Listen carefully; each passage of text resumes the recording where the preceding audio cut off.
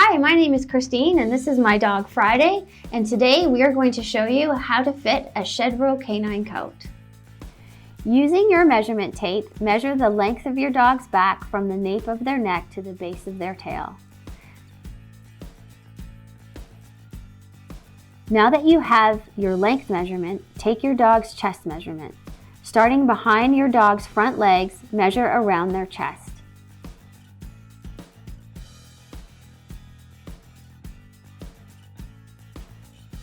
Now that you have both measurements, refer to the Shedrow Canine Fitting Guide to determine which size will best fit your dog.